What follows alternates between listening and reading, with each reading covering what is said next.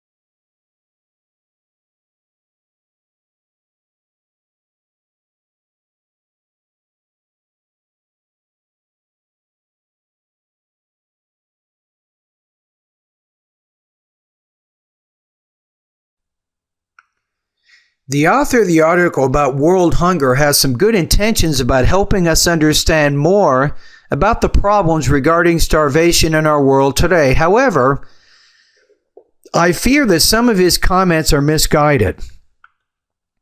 Actually, there is plenty of food in the world.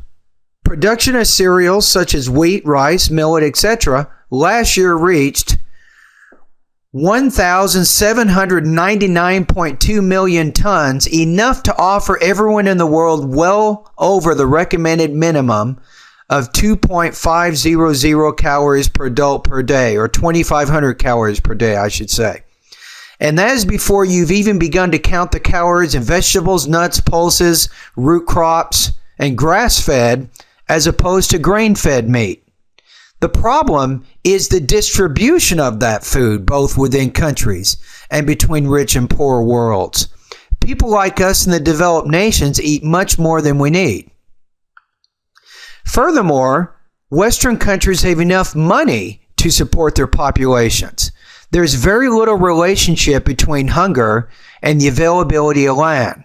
Holland has 1.117 people per square mile, and Bolivia has just 12. Yet the Dutch are one of the best fed people in the world, and the Bolivian poor among the world's most undernourished. We think of India as overpopulated, yet it has 568 people per square mile, less than Britain's 583. And Africa may have the world's greatest food problem, but it isn't for the lack of land. At the moment, only a quarter of Africa's potential arable land is being cultivated. Finally, the weather does not cause famines, people do.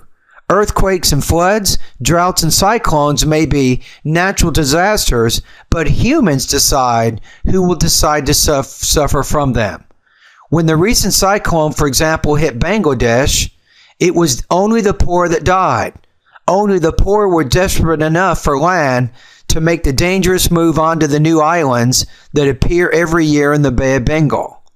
Red Cross statistics show that in high-income countries, the number of people killed per disaster is under 10% of that killed in low-income countries.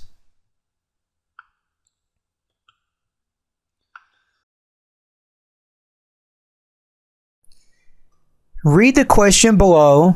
Use the remaining time indicated to plan and write your response. Your response will be judged on the quality of your writing, as well as how well your response presents the points in the lecture and the relationship to the reading passage. Typically, an effective response consists of 150 to 225 words. How does the information in the lecture reject the claims made in the reading passage? Pause the video to begin writing your response now.